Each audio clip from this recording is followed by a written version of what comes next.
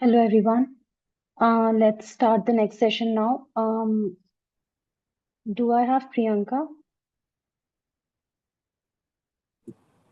Yes, I'm here. Yeah, let's start.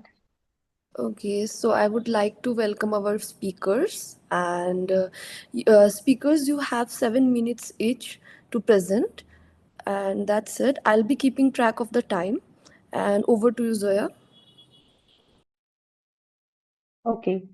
So, good afternoon, everyone. All the speakers and all the research fellows, the faculty of SNCWS, and all the students who are here. The next session is on digital platform economies, gender and emerging digital labor.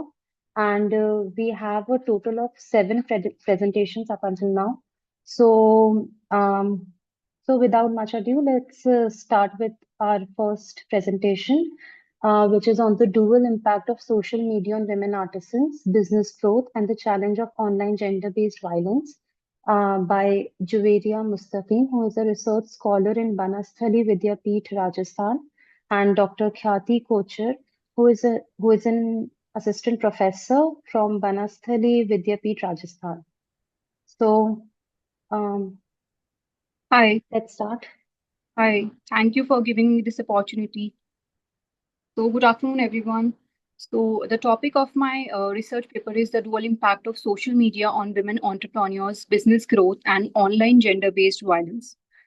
So, as we all know, that social media has revolutionized entrepreneurship, particularly for women artisans and craft entrepreneurs, by providing access to global markets, reducing dependence on intermediaries, and enabling financial independence. Women from diverse socioeconomic backgrounds, including those in remote areas, have leveraged these platforms like Instagram, Facebook, WhatsApp, and Etsy to promote their businesses, showcase their skills, and reach wider audiences.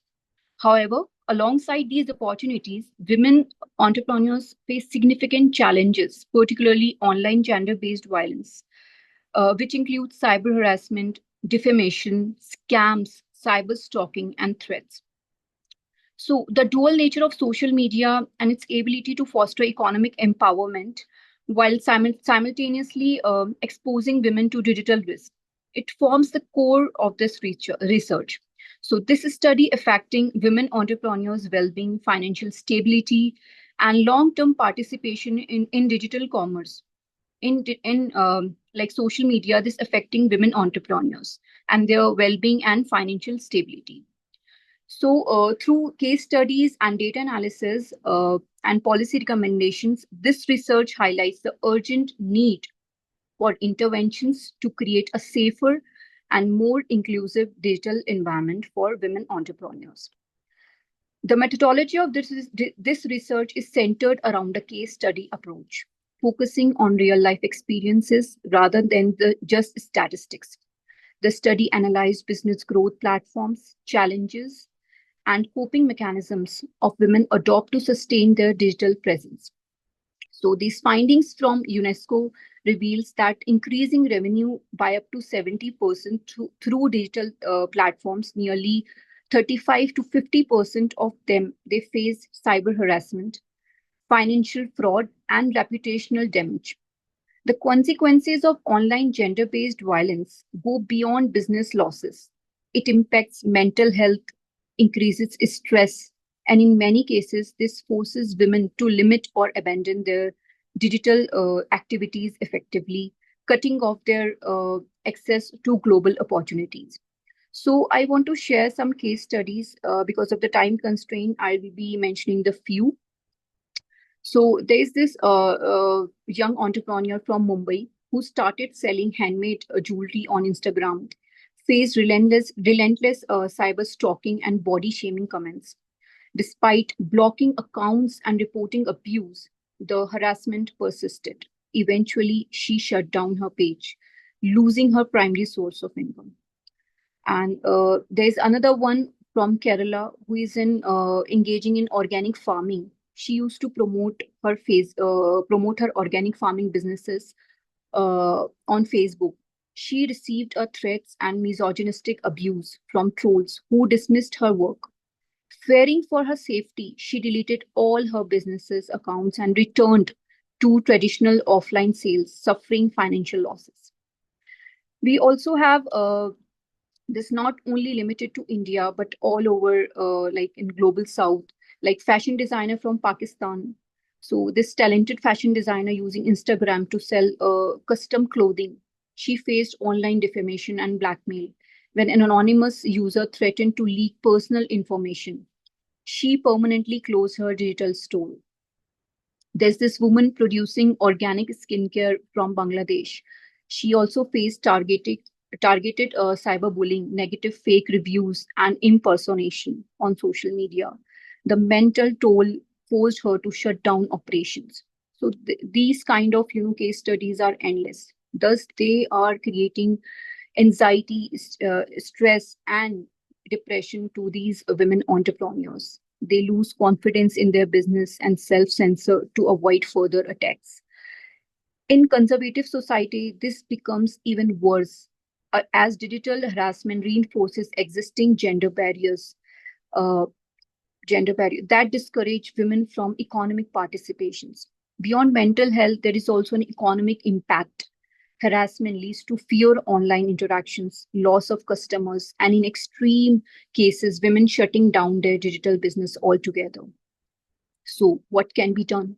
The study strongly recommends a multi stakeholder approach to address these challenges involving governments, social media platforms, NGOs, and digital communities.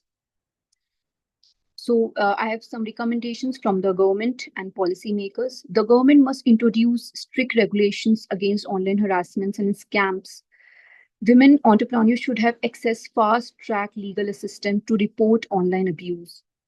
They should also have digital safety training must be incorporated, right?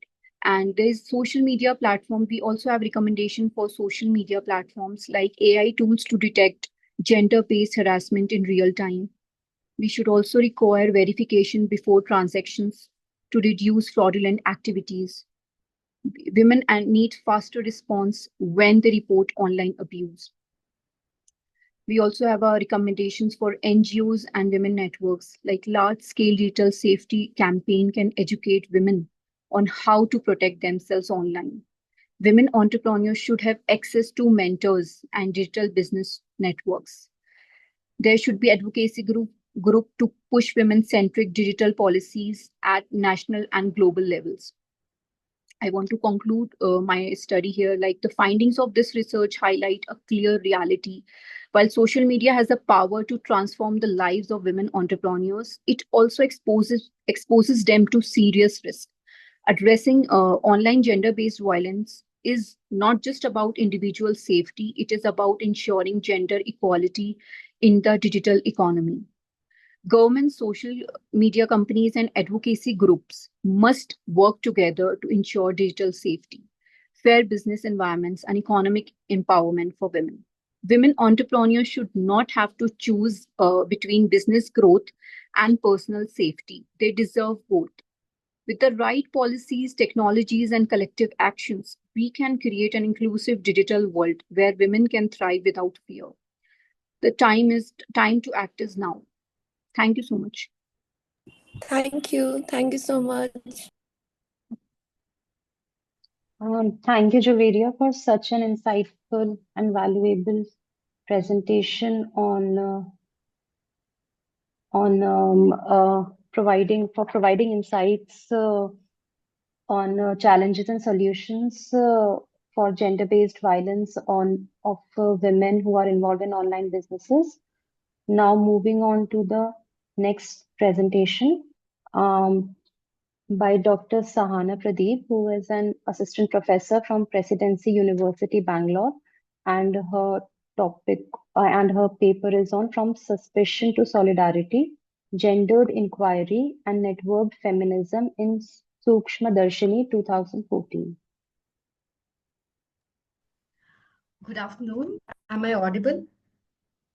Yeah, you're audible. Can we have your Like, video on, please, Sahana? If it's yeah, like there is a network fluctuation. So, okay. am I visible? Yeah, you're visible. Okay. Good afternoon, everyone. I would like to start with an apology that I mistakenly gave 2014 as the year for the film, but it was released in 2024. So my paper is titled From Suspicion to Solidarity, Gender Inquiry and Network Feminism in Sukshma Darshini. It's a Malayalam film released in 2024. The film explores women's observational intelligence and digital solidarity as tools of epistemic resistance. My study examines how the film challenges traditional investigative frameworks as portrayed in dominant Malayalam cinema by centering women's knowledge-making process, particularly in domestic and virtual spaces. I use the theoretical frameworks from Donna Haraway's situated knowledge, Fraser's counterpublics, and Ahmed's idea of effective politics and Bennett Weiser's concepts of network feminism. Using these frameworks, I argue that the film redefines women's everyday observation, emotional intelligence, and digital collaboration as valid forms of knowledge production. The film follows Priyadarshini, a woman who, excuse me,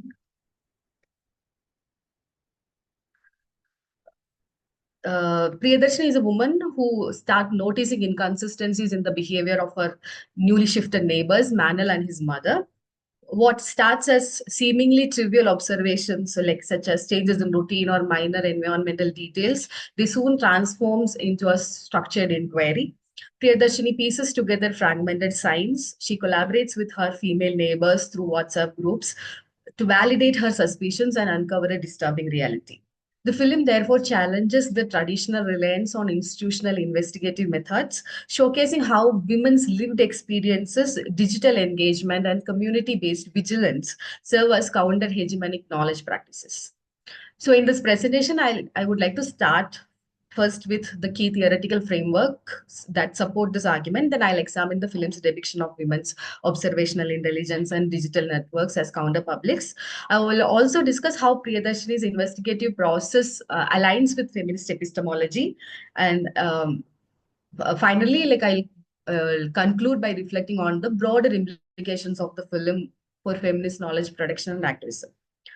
To understand the epistemic dimensions of Sukshma Darshini, I draw upon several feminist theoretical frameworks. Donna Haraway's concept of situated knowledge challenges the notion of objectivity in traditional epistemology, arguing that knowledge is always shaped by social and political location of the knower. In the film, Priyadarshini's awareness of her environment, her digital interactions, and her effective responses serves as an alternative mode of knowledge production. Similarly, Nancy Fraser's concept of counterpublics explains how marginalized communities create alternative spaces of discourse to challenge dominant power structures.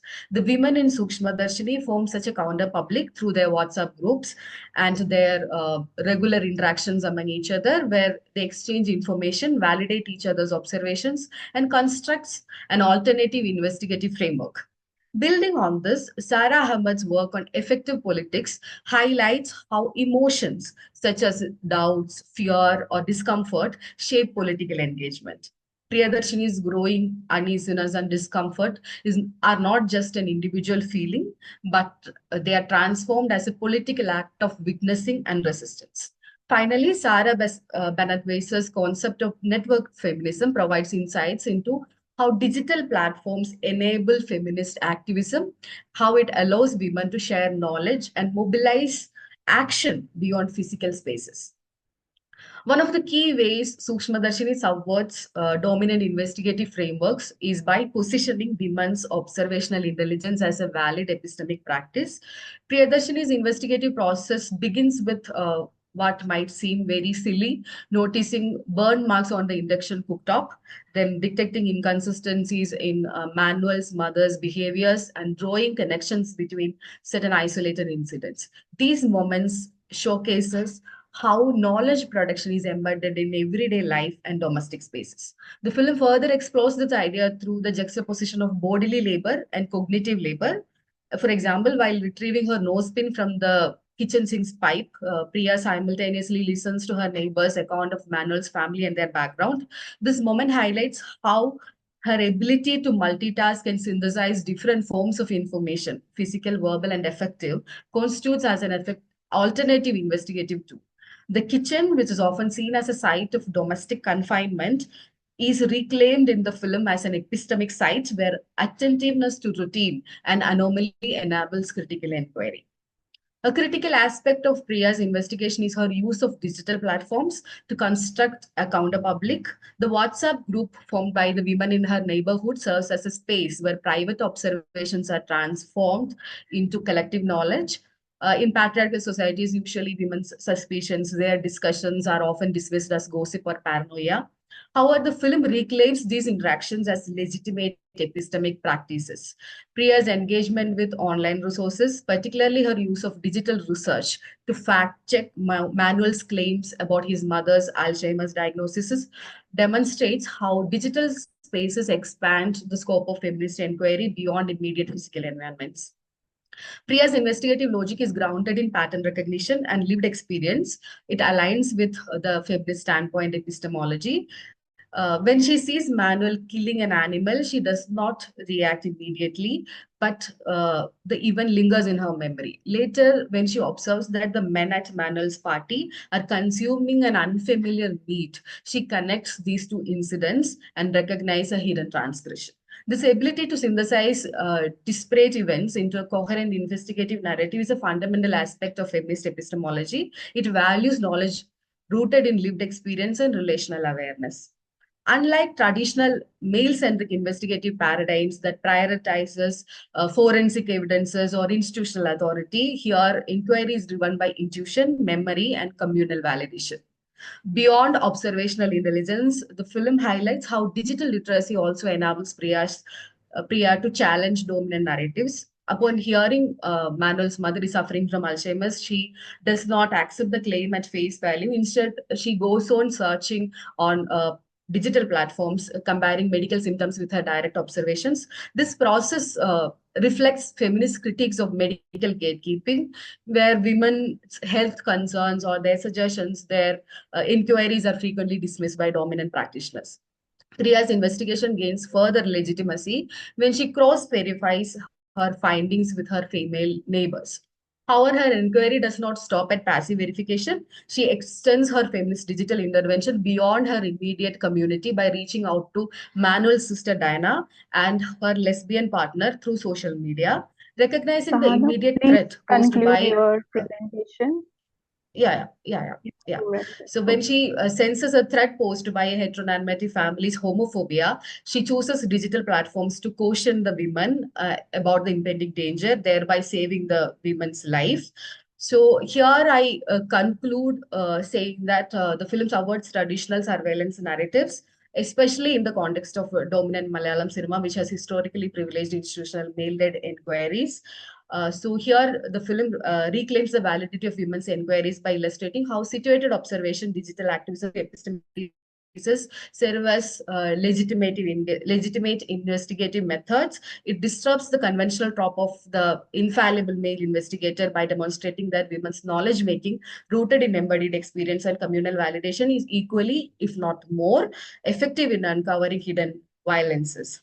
So, by redefining domestic perception, digital collaboration, and effective engagement as epistemic tools, the film Sukshma Darshini underlines how women's intelligence is not only investigative, but they are inherently revolutionary acts. Thank you. Thank you so much. Thank you so much, Dr. Sahana, for engaging us in this critical conversation about how a collaboration of online and offline resistance can result in better ways of challenging gender-based violence. Now, moving on to our next presenter, who is Dr. Ishita Chatterjee and Professor Dr. P. Sri Sudha. Dr. Ishita Chatterjee, and who is Professor and Dean, SRM Institute of Science and Technology, Chennai. The topic of the paper is the care conundrum, legislation, movements, and their impacts on public and private domains. Yes, good afternoon to all present. I am Dr. Ishita Chatterjee. I will be presenting the paper on my as well as on the behalf of P. Sri Sudha Madam also. So this paper examines the care conundrum, a multifaceted challenge impacting both public and private domains, where the growing need of care services intersects with the systematic inadequacies in policies and societal structure. Now, the study over here aims to uncover how legislative framework and grassroots movements addresses the care crisis, evaluate the effectiveness, and explore the broader implication of equity, economic growth, and societal well-being. Employing a mixed method of approach, the research integrates qualitative and quantitative analysis, including policy reviews with the stakeholders and empirical data from national and international sources. Key findings reveal that while legislation has made strides in recognizing care work and its critical value, significant gaps remain in implementation, funding, and inclusivity. Movements advocating for caregivers' rights have raised awareness and prompted incremental policy changes, but they often face resistance due to entrenched societal norms and political inertia. So the analysis underscores the pressing nature of the care conundrum, emphasizing its dual presence in the public sphere, where care responsibilities are underfunded and undervalued, and in the private sphere, where unpaid or poorly compensated caregiving appropriately burdens women and marginalized groups. Conversely, comprehensive investments in care infrastructure yield significant benefits, including enhanced societal cohesion, gender parity, and economic productivity. So the paper's implications are profound. Resolving the care conundrum requires reimagining care as a shared social responsibility rather than a private domain. This involves expanding public funding for care services, implementing unenforceable labor protection for caregivers, and fostering cultural shifts that value caregiving as an essential work. By highlighting the interplay between the legislative measures, activism, and empirical evidence, the study contributes to a deeper understanding of care as a pivotal issue shaping the future of equitable and sustainable societies. Now, when I talk about care conundrum, it refers to the persistent challenge of balancing caregiving responsibilities within the societal and economic demands placed on individuals and families. Now, these issues have gained prominence as aging population, evolving family structures, and shifting economics paradigm amplify the tension between caregiving and participation in the workforce. Caregiving encompasses a wide range of activities from raising children to providing support for elderly or disabled family members and remains a cornerstone of societal function. Yet the care conundrum is marked by insufficient recognition, support, and redistribution of these responsibilities across public and private spheres. Now, the research aimed to investigate the dynamic interplay between caregiving legislation and societal movements, focusing on their impacts across public and private domains. Specifically, the objectives were threefold: to explore how caregiving related legislation, such as parental leave, elder care subsidies, and workplace accommodation, addresses the needs of caregivers and care recipients; to analyze the role of social movements in advocating for and shaping caregiving policies, examining their strategies, success, and the limitations. Third one, to assess broader implication of these policies, movements for societal norms, welfare system, families, and individual caregivers. To delve into the complexities of care conundrum, this study seeks to answer the following questions also. How do caregiving policies affect different stakeholders, including caregivers, care recipient, employees, and policymakers? Second, what role do societal movements play in shaping and advocating for caregiving legislation? Third, how do caregiving policies and societal movements influence public domains, such as societal norms and welfare systems, and private domains, including families and individuals? So, by addressing this question, the research aims to uncover the multifaceted impacts of caregiving legislation and movements, providing insights as into how these factors cover to shape caregiving experiences and outcome. Now, there are certain theories or research that has taken place on this. If you talk about the feminist theory, the feminist scholars highlight the gendered nature of caregiving, emphasizing more on societal norms, assign caregiving responsibility disproportionately to women, This framework criticizes the undervaluation of care labor in economic and policy discussion. Second, if I talk about social reproduction theory, this perspective extends the discussion by examining the structural forces that sustain caregiving inequalities. It argues that unpaid caregiving labor is foundational to capitalistic economies, as it ensures the reproduction of the labor force without direct compensation. The care ethics theory says, rooted in moral philosophy, the care ethics centers the relational and interdependent nature of human existence, proposing that caregiving is a fundamental aspect of human flourishing. Now, if I talk about the policy diffusion and certain advocacy theories, these theories explore more caregiving policies which are shaped by transnational influences and domestic advocacy. They underline the role of social movements, international frameworks, and political will in shaping caregiving legislations. Now, how much minute left? If I can go in detail a little bit. Ma'am, you have 2 minutes. Okay.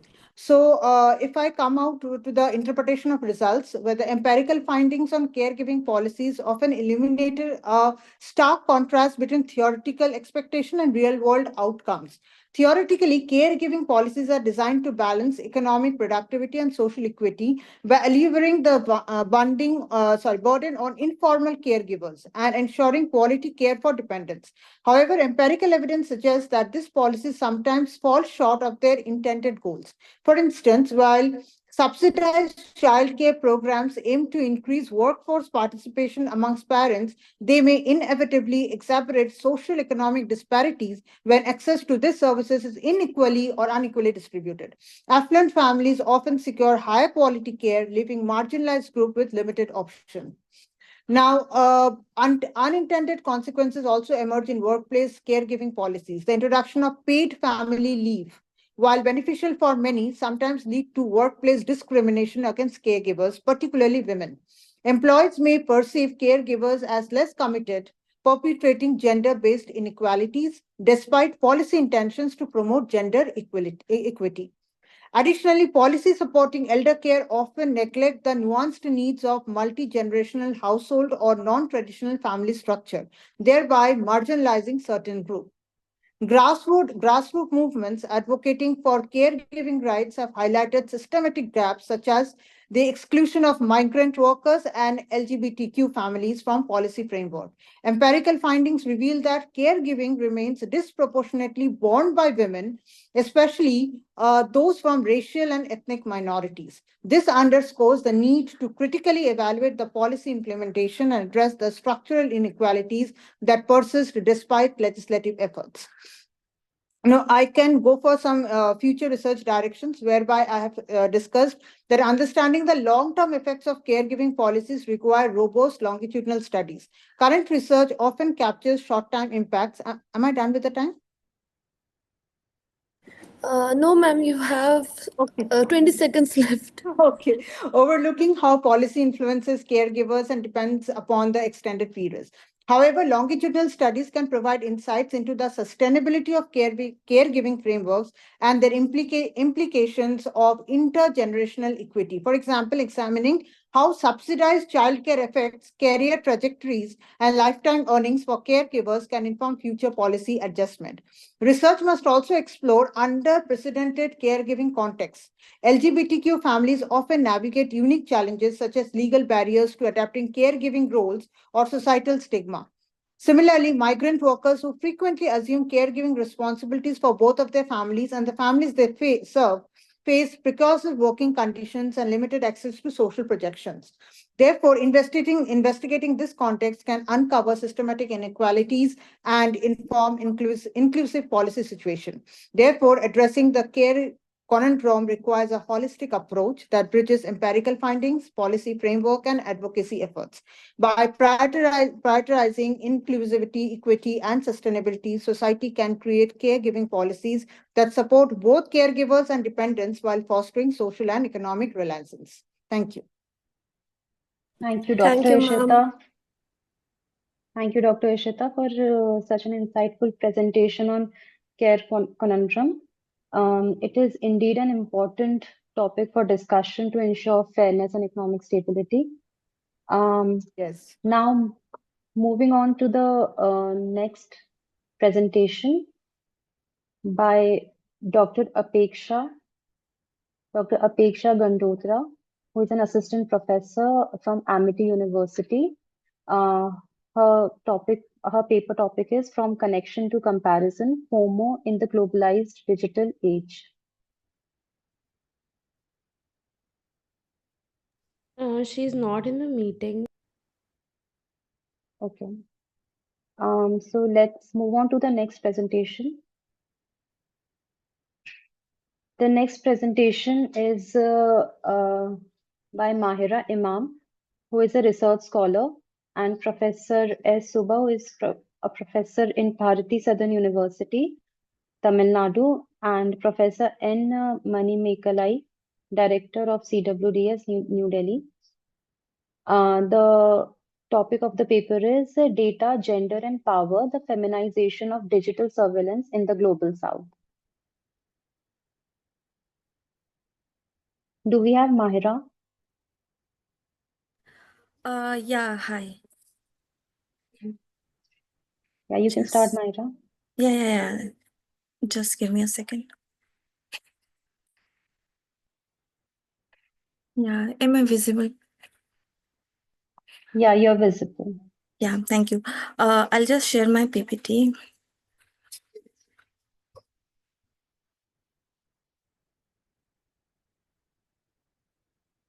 So, can you tell me, is it visible? Yeah, Yes, it is. it's visible. Yeah, thank you. Firstly, thank you so much for giving me opportunity to present.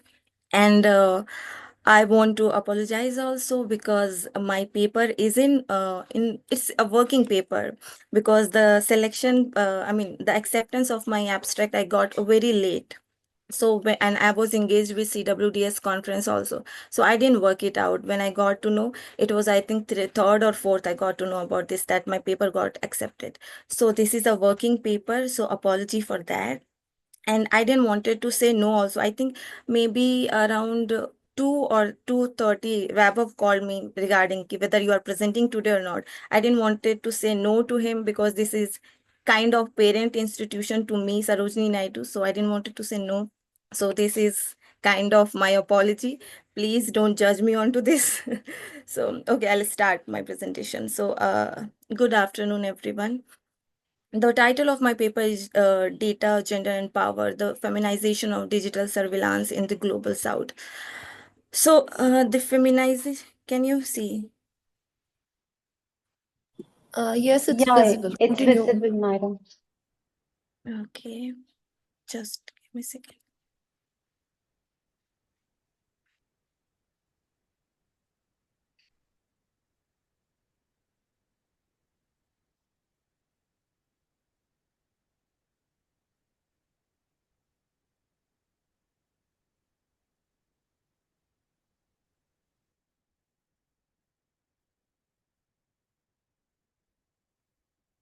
My PPT is there, na?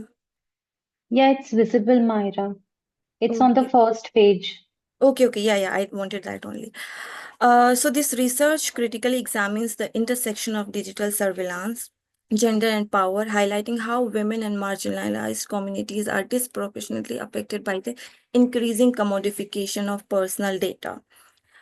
The introduction part deals with this, how we as a when we talk about gender, power and technology, how this rapid digitalization of everyday lives has led to the unprecedented level of extractions of surveillance. However, this impact is not gender neutral. Women and marginalized communities in the global south face disproportionate risk as their digital footprints are exploited for both economic gain and social control.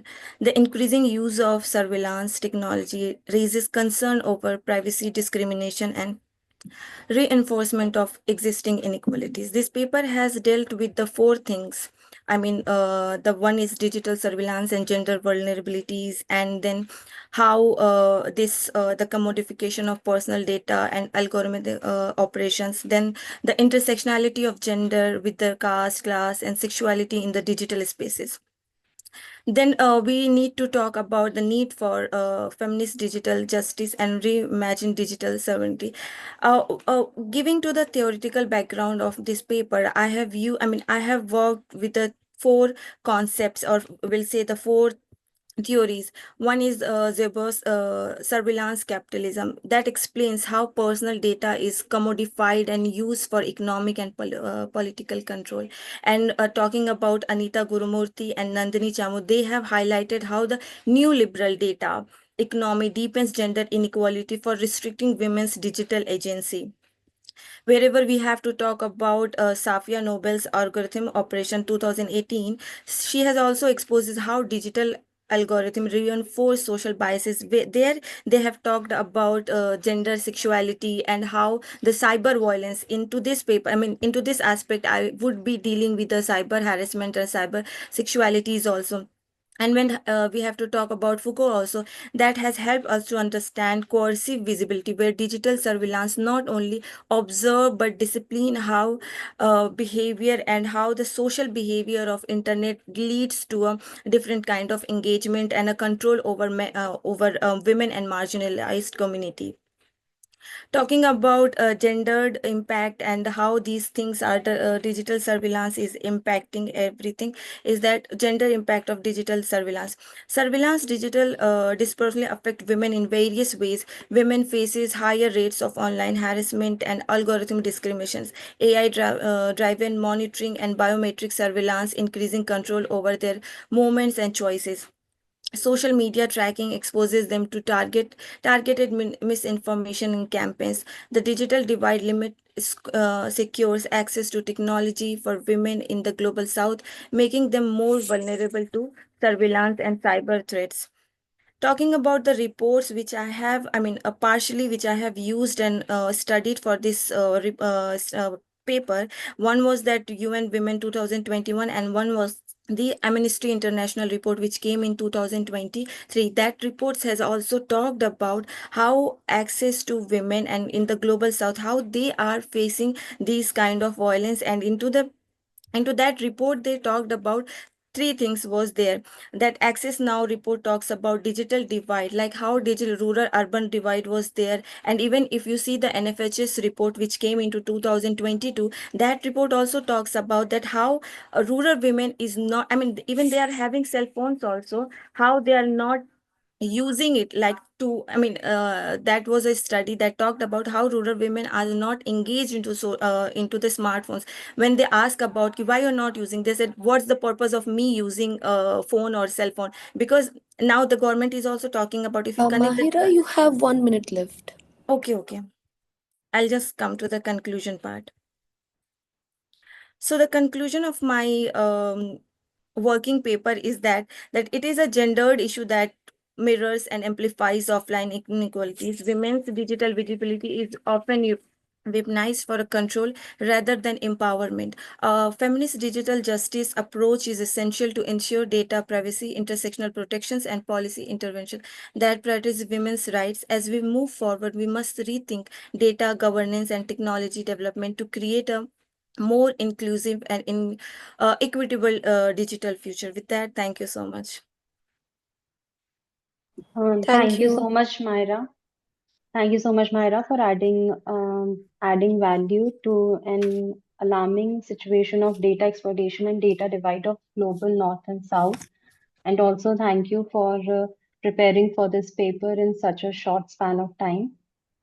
Now moving on to the next presentation, um, which is on the politics of welfare in light of gender targeted transfers by Amanullah Siddiqui and Kalpendra Singh, who are research scholars from University of Lucknow, Uttar Pradesh. Am I audible? Yeah, you're audible. Yeah, thank you organizers for the opportunity. Now, today's newspapers have a very interesting headlines related to a topic of presentation. I quote, Delhi Assembly clears 2,500 rupees monthly payout for women, unquote. Now, in the recent past elections in India at state level are marked by competitive claims by political parties for cash handouts for women. This made us study the recent phenomena of gender targeted transfers in India. There is a direct correlation between successful delivery of public services and the legitimacy of the political system.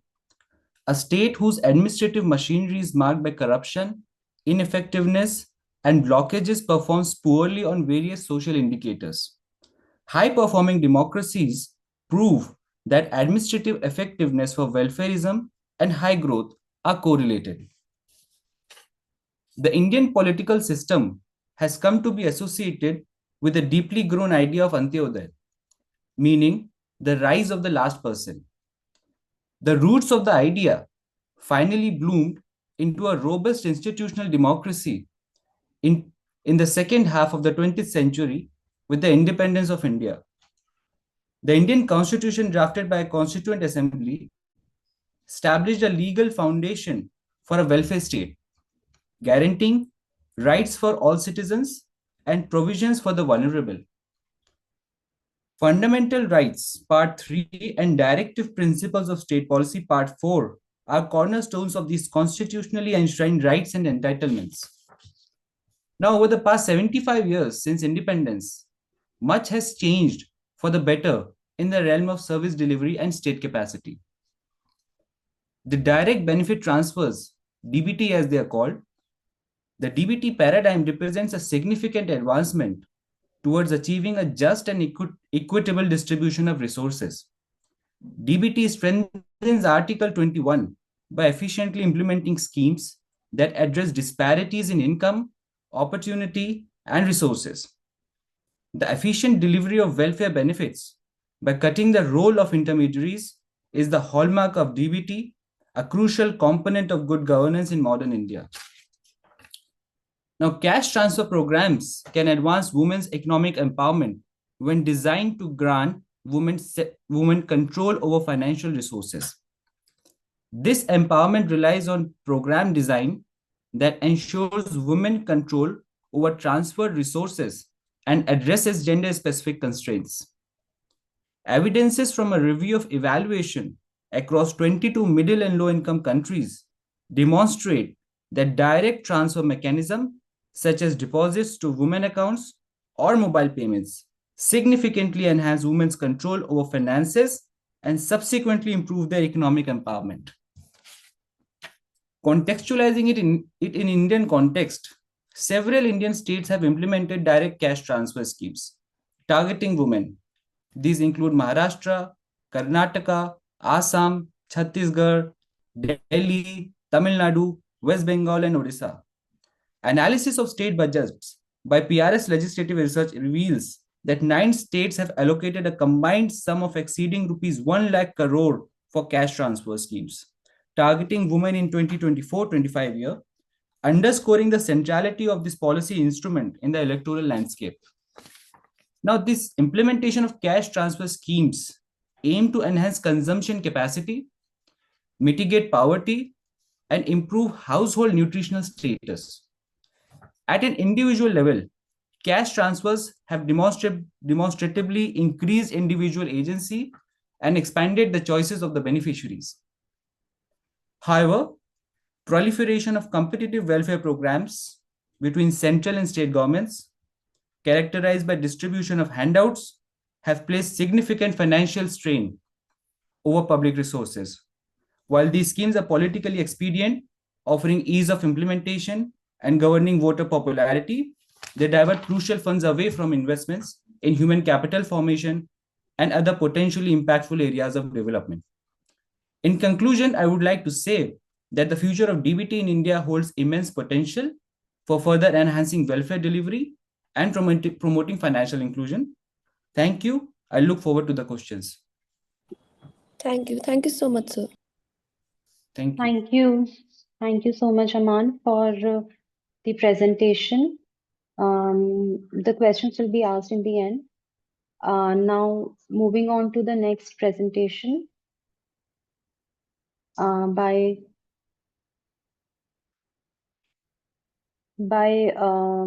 Shabbo and Professor Vani Narula. Shabbo is a research scholar and Professor Vani Narula is professor in Jamia. The topic of the paper is Digital Family Identification and Access to Welfare Schemes in Haryana, a gender-based analysis. Do we have Shabbo on call? Zoya, I cannot see them. I just went through the list. Okay. Yeah. Okay, so we don't have Apeksha hasn't joined yet, right? Okay, so these were all the presentations that we had in the session. Now moving on to Q&A session, please, if anyone has question, post it in the chat box. There's just one question from Humaira, and it's to Jueria. So she's asking, how responsive do you think digital platforms like Instagram and Facebook are when women report online abuse related to their business activities?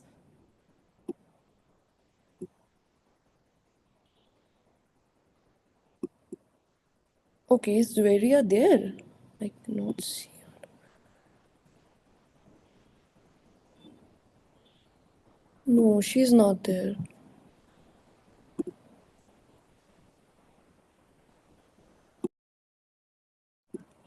That's the only question we got.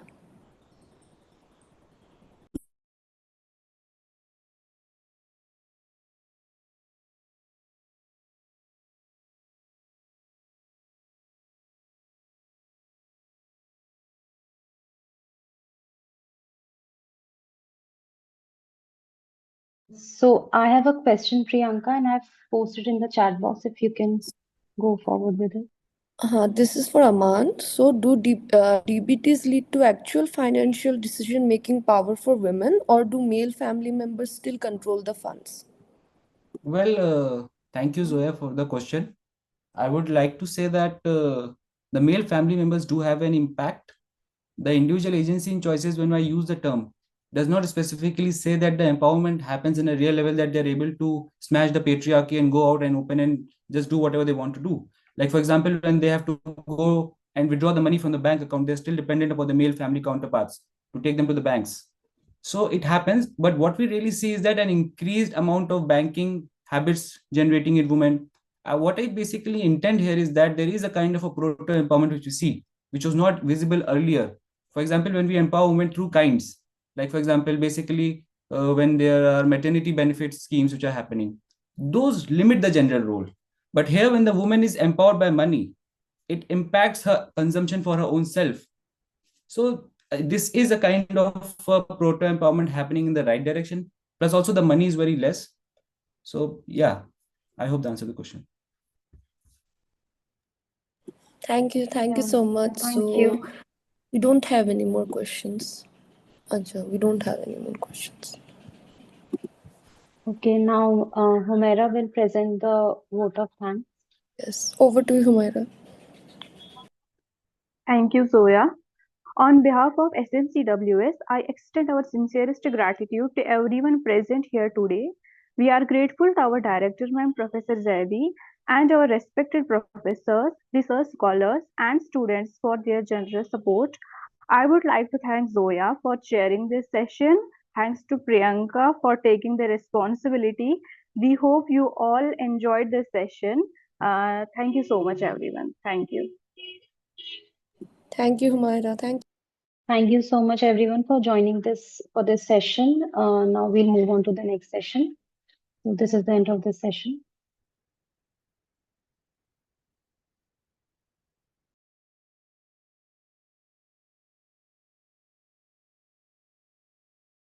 We'll be taking a break till 4:30 and then we'll